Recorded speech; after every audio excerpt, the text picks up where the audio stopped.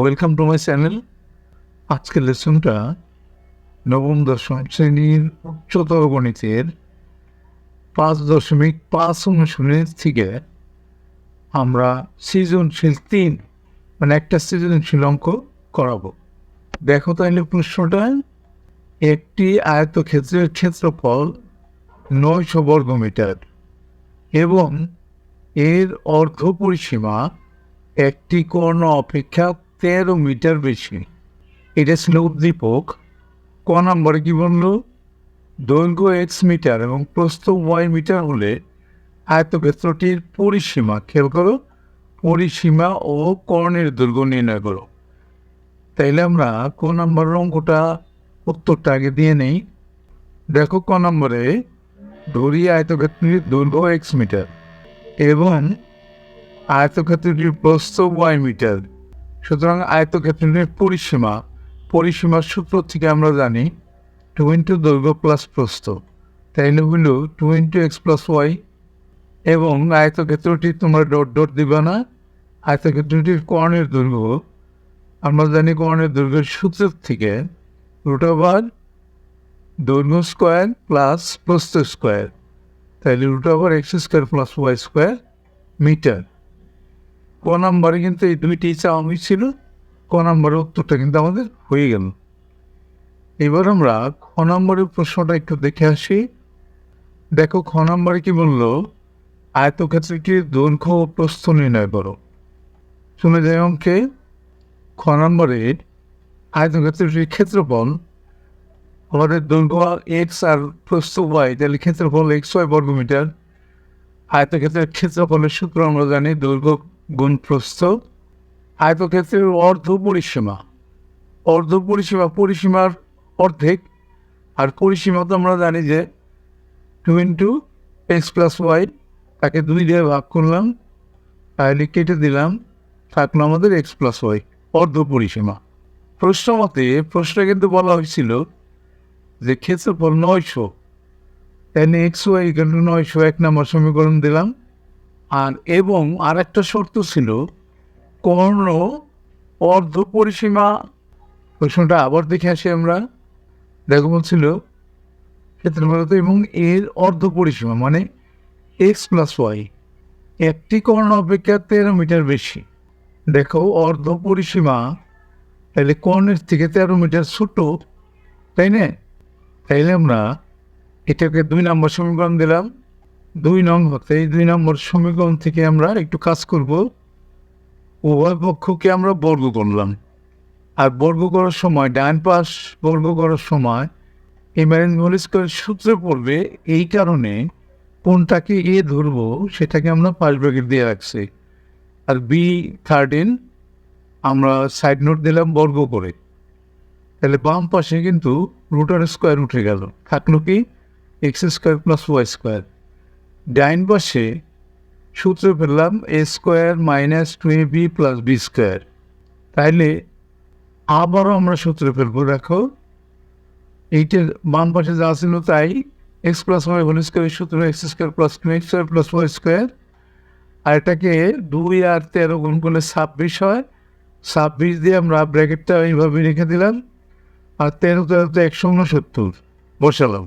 এরপর দেখো 26 x plus ওয়াইটাকে বাম পাশে নিয়ে নিলাম, আর বাকি যেগুলো থাকলো সেদেরকে ডাইন পাশে রাখলাম। আর এই বাম পাশের দুইটা x² প্লাস y², এটা ডাইন পাশে মাইনাস করে নিয়ে নিলাম। তাহলে দেখো -x² প্লাস x² কেটে দিলাম, এরপরে প্লাস y² মাইনাস y² কেটে দিলাম। আমাদের থাকলো কি 2xy প্লাস 169। এবার আমরা xy মানটা 900 বসিয়ে দিলাম, তাইলে হলো কি 1800 আর 169, 1969। বাম পাশে 26টা বাম পাশে গুণ আছে, ডাইন পাশে ভাগ অবস্থায় আসলো। ভাগ করলে আমাদের দশমিক আসে, x প্লাস ওয়াই আসলো 75.73। এটাকে আমরা 3 নম্বর সমীকরণ দিয়ে রাখলাম। জানা আছে, আমরা জানি যে a - b² সূত্র a + b² - 4ab মানের সূত্র, কিন্তু এটা অনুসিদ্ধান্ত।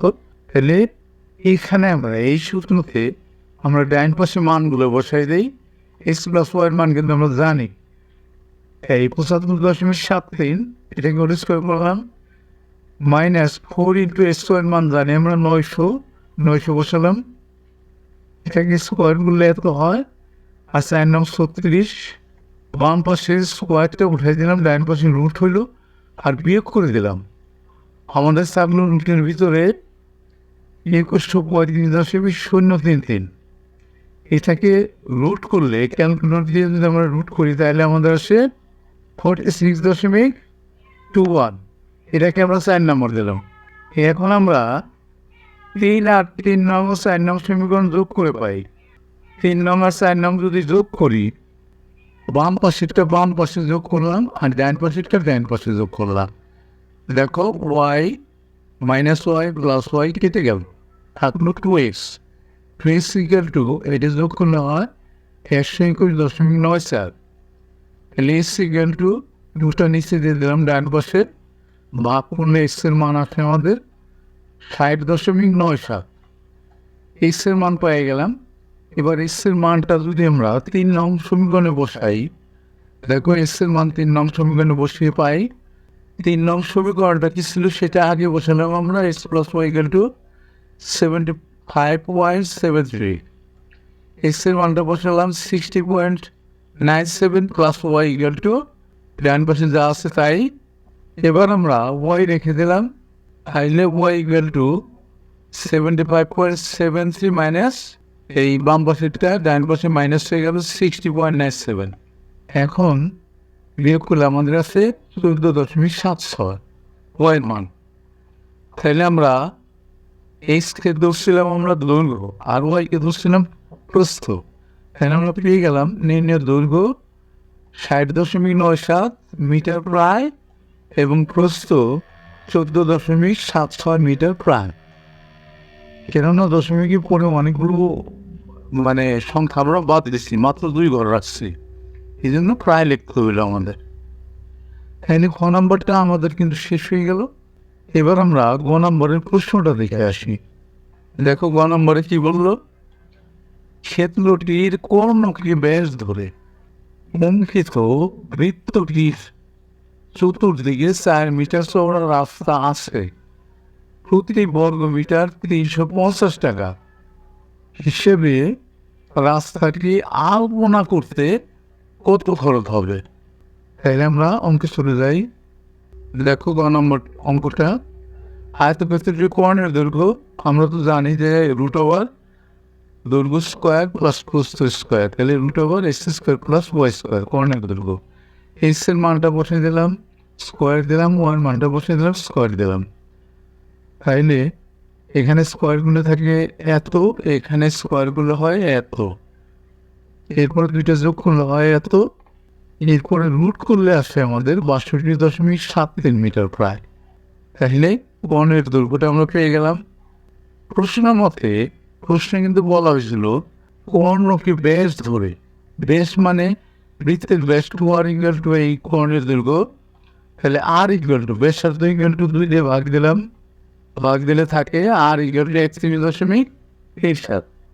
আর বৃত্তের ক্ষেত্রফলের সূত্র আমরা জানি, সুতরাং বৃত্তের ক্ষেত্রফল পাই আর স্কোয়ার। পায়ের মান আমরা কিন্তু জানি, পায়ের মান 3.1416, সেটা বসালাম, আর এর মানটা বসালাম 31.37, তাকে স্কোয়ার করলাম।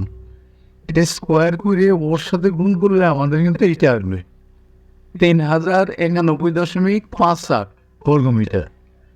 একটু খারাপ হচ্ছে, এটা কেটে দিচ্ছি, এই জন্য বর্গমিটারটা স্ক্রিনে দিয়ে দেখাই দিচ্ছে। এটা কিন্তু বৃত্তের ক্ষেত্রফল হলো। বৃত্তের চারিদিকে 4 মিটার চওড়া রাস্তা থাকায় এই রাস্তা সারা ক্ষেত্রফল কিন্তু হয়েছিল এটা 3091.58। এখন যখন রাস্তা থাকবে 4 মিটার, তাহলে তখন ব্যাসার্ধটা কত হবে? বৃত্তটির ব্যাসার্ধ R1 ধরলাম, R1 তখন হবে 4 বেশি, আগের ব্যাসার্ধর সাথে 4 যোগ করলাম, আমাদের ব্যাসার্ধটা হলো 35.37। রাস্তা সহ বৃত্তটির ক্ষেত্রফল সূত্রটা পেলাম পাই আর 1 স্কোয়ার, আর পায়ের মানটা বসালাম 3.1416, আর ওয়ানের মান 35.37 বসালাম। এরপরে এটাকে স্কোয়ার করে এটার সাথে গুণ করে দশমিকের পরে 2 ঘর আনলে আমাদের উত্তরটা আসে 3930.26 বর্গমিটার প্রায়। তাহলে দেখো বৃত্ত কিন্তু এখানে দুইটা, বড় বৃত্ত যেটা রাস্তা সহ আর একটা ছোট বৃত্ত যেটা রাস্তা ব্যতীত। তাহলে রাস্তার ক্ষেত্রফল বড় বৃত্ত থেকে ছোট বৃত্তের ক্ষেত্রফল বিয়োগ দিলেই আমরা রাস্তার ক্ষেত্রফলটা পেয়ে যাব। তাই বললাম আমরা এই রাস্তা সহ যে ক্ষেত্রফলটা সেই ক্ষেত্রফল থেকে মাইনাস রাস্তা বাদে যে ক্ষেত্রফল ছিল এই দুইটা বিয়োগ করলাম আমরা। আমাদের আসলো 838.68 বর্গমিটার রাস্তার ক্ষেত্রফল। এরপরে বলা ছিল প্রতি বর্গমিটার 350 টাকা ধরে রাস্তাটি আলপনা করতে কত খরচ হবে। তাহলে আমাদের মোট খরচ হবে কত? এই রাস্তার ক্ষেত্রফলকে আমরা 350 দিয়ে গুণ করে দিলাম, আমরা পাইলাম 2,93,538 টাকা। এটাই কিন্তু উত্তর আমাদের হয়ে গেল। সেই সাথে আমাদের সৃজনশীল অঙ্কটা শেষ হয়ে গেল। অবশ্যই তোমরা পরবর্তী লেসনটা দেখবা। See you next.